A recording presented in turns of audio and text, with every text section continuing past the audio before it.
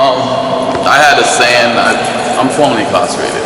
I dropped out of school in the 8th grade as a result of this decision I made as an adolescent. I spent probably the next 20 years of my life incarcerated up and down the East Coast. First time incarcerated, I was done, but little to nothing to stand on. Always ended up going in and out of jail. I might have been lucky to get a warehouse job or a dishwasher job, which does not pay, it's not a livable wage in this day and age. And the truth of the matter is, the last time I was incarcerated, I decided, I need to go back to school. How am I going to stay out of prison? I went back to school, I got my GED, I got my associate's degree, and I was fortunate enough to get my bachelor's degree from Roger Williams University when I was released from prison.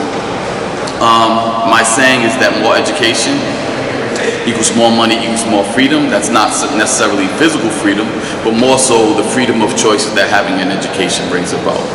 Little did I know that there's still a cap on that, because it does not matter how much education I get, I still cannot obtain the licensures in order to get the employment, especially from the new jobs that are coming to the state of Rhode Island.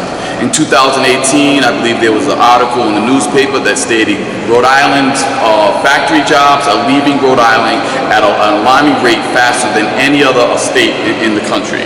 And what's replacing those jobs are jobs that require some sort of skill level jobs with training, occupational licensing, and things like that.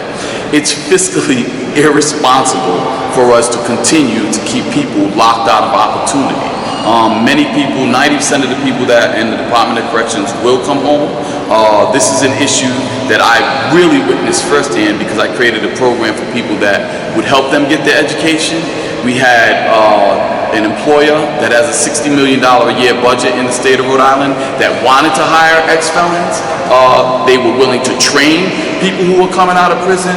The problem was that the individuals couldn't get the license. So here we had a situation where as though you had a workforce that wanted to work, and you had an employer that wanted to hire, and the only thing that was in the way was the license. It wasn't the employer, it wasn't the individual, it was the state. So for us, I mean, the legislation is a no-brainer. I mean, if we're willing to work for it, please allow us to have the fair chance to have the opportunity. Level the playing field. Level the playing field. And it's not like we understand there needs to be some restrictions in there. But for me, I dropped out of school in the 8th grade. I mean, who makes good decision at the age of 15 years old? Why do I have to continue to pay those consequences? I've been home now for 9 years. I'm a college graduate. I have a family. I want to be a productive member of society.